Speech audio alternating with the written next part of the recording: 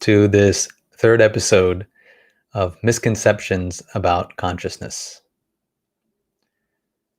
So, as people join in, just drop a line saying if the audio and video stream are coming through. And in the meantime, let's take a few moments together.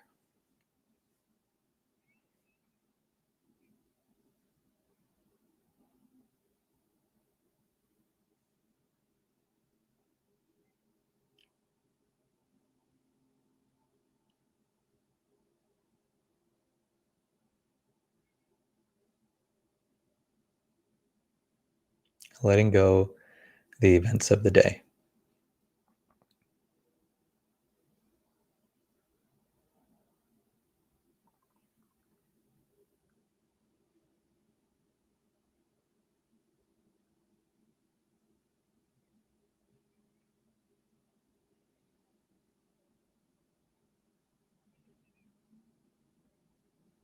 Breathe in fully and deeply.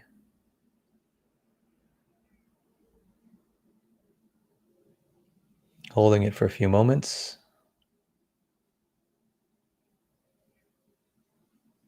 And exhaling fully.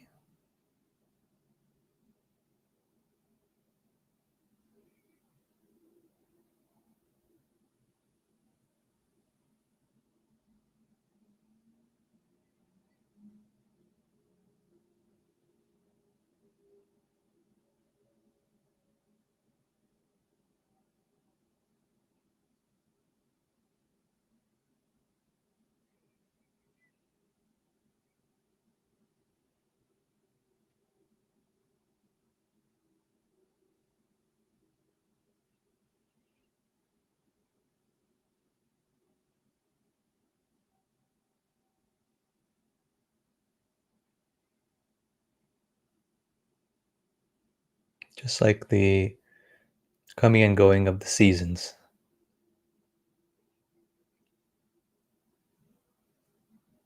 The breath too coming and going.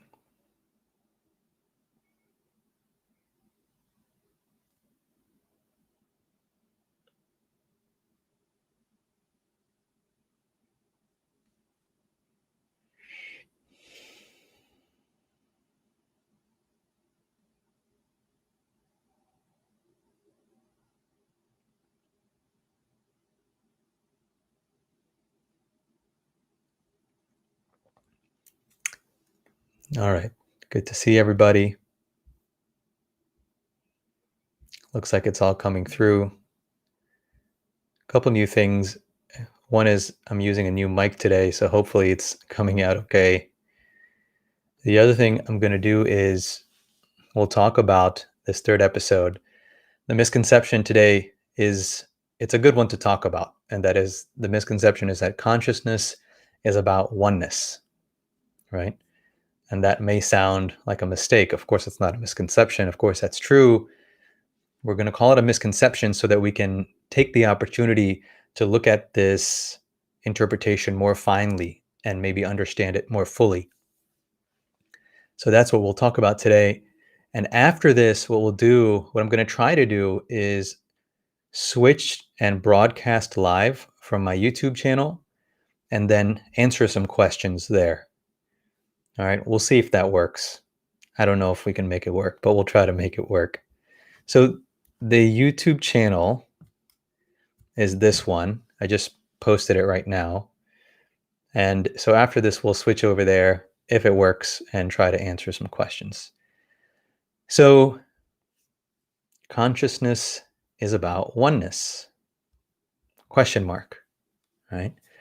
So first we can say, of course, it is about oneness in the sense that that is what spirituality talks about, right? The entire field of spirituality, in a sense, is talking about the one behind the many, or the one underlying the many.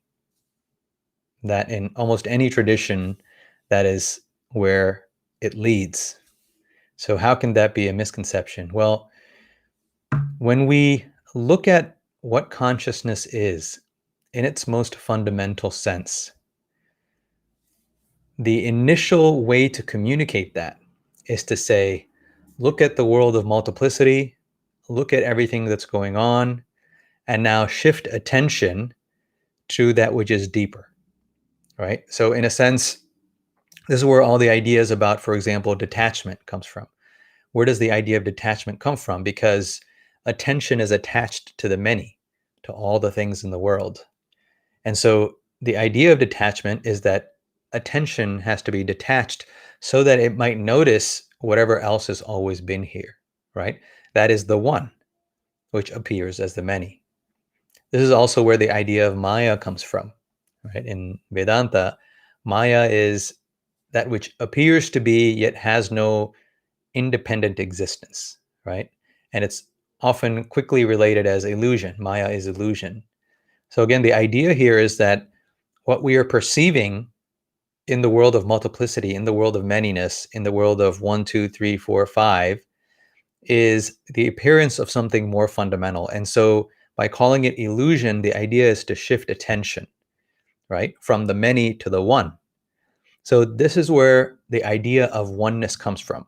Also, in experiences, the experience is when the sense of identity shifts, then the experience is that, oh, yes, all of this is connected and all of this is one, right? And so we talk about oneness. So, in this sense, yes, what we talk about in terms of consciousness is oneness.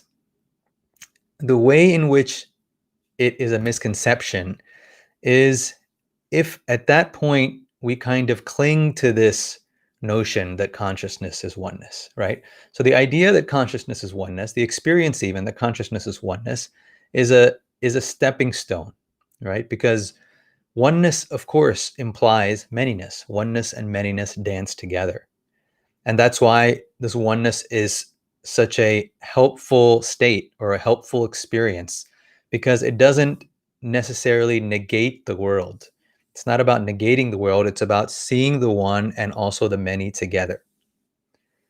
Now, when we start to look at it this way, in this more complete way of the one and the many, now we start to see that consciousness fundamentally, more comprehensively, and ultimately is not just about oneness, but consciousness itself is manyness.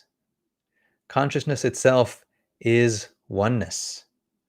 And consciousness itself is none of these, right? It is something other than the juxtaposition of the one and the many, right? So oneness is a beautiful experience. It can be a transcendent experience. It's very useful, practical, functional. And in fact, I think this kind of experience is what can be very helpful in the world, provided it doesn't mean that we're negating the world or getting lost on the other side of it. At the same time, if we're talking fundamentally about the nature of things or the nature of the universe or the nature of reality or the nature of what we are, it's also important to see that consciousness is not only oneness. Even what we call manyness, even what we experience as separation, as misunderstanding, as war, as famine, the things that we would say that those aren't good, and those are the things we're trying to address in our society. Even this also is consciousness in its many expressions, right? So not only is oneness consciousness, manyness is consciousness. And not only that, what is referred to as the third mind in the three minds framework, that which is not representing itself through the dance of the one and the many, right? This too is what we refer as consciousness. So there's consciousness as many, there's consciousness as duality, as matter and mind, right? There's consciousness as oneness, as just matter or just as mind or just as consciousness appearing as the world, right? That's consciousness as one. And then there is non-duality, right? Even though non-duality is usually talked about in terms of oneness, there's no doubt about it, because that's the that's the indicating aspect that we use, right? To indicate what Advaita is or what non-duality is, or what consciousness may be, these layers of consciousness that are beyond the individual sense of identity. Therefore, this oneness is indicated as consciousness.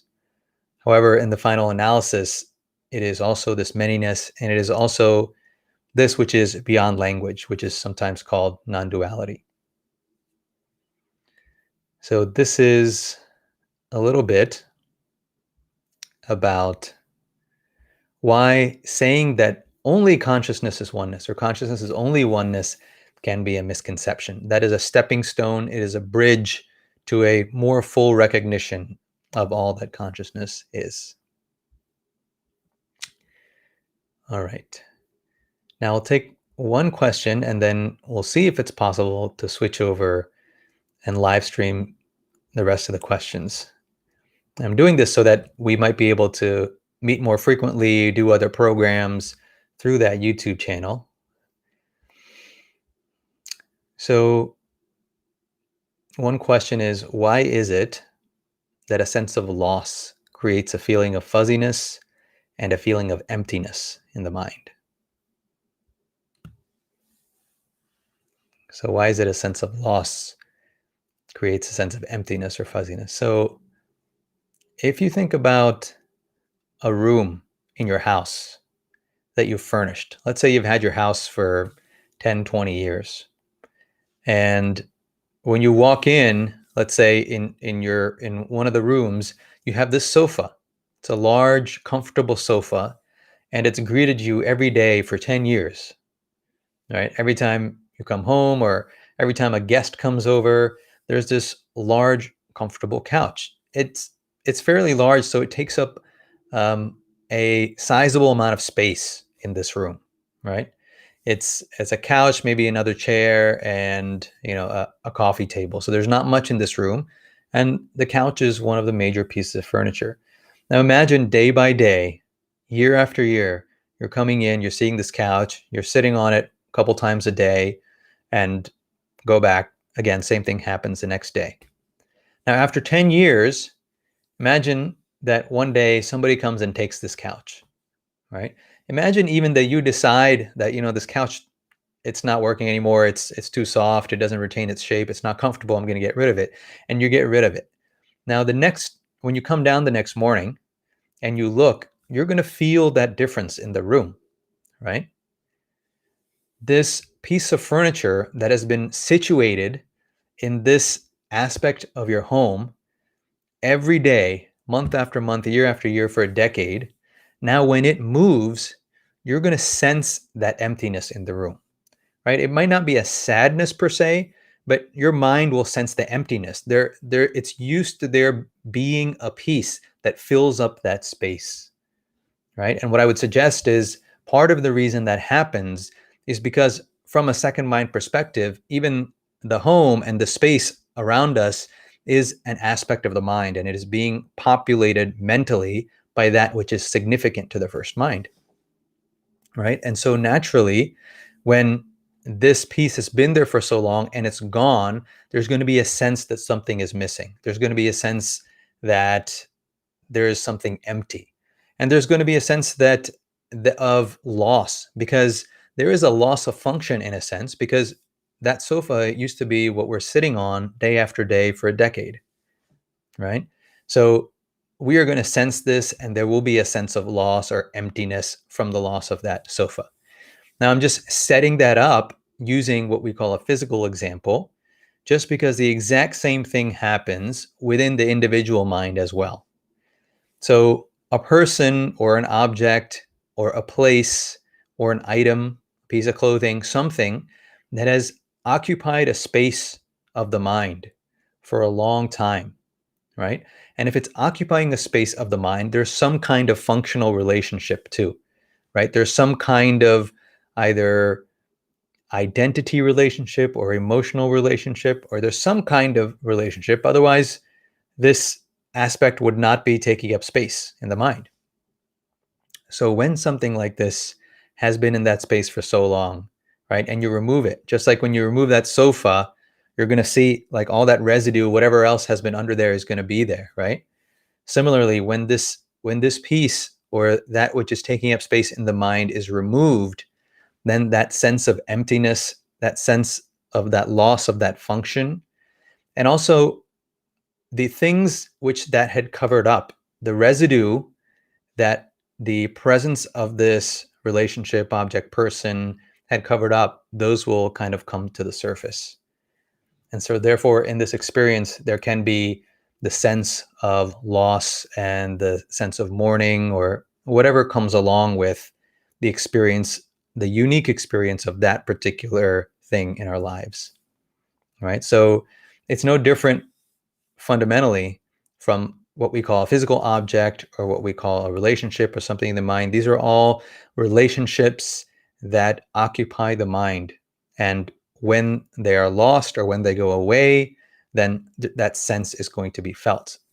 Now, that in itself is not indicative of that being helpful or not helpful. That's simply a change, and that's the nature of the mind when there is change, right? As long as that it's in that first mind relationship where the identity is on the particular, therefore the relationship also will be with the particular.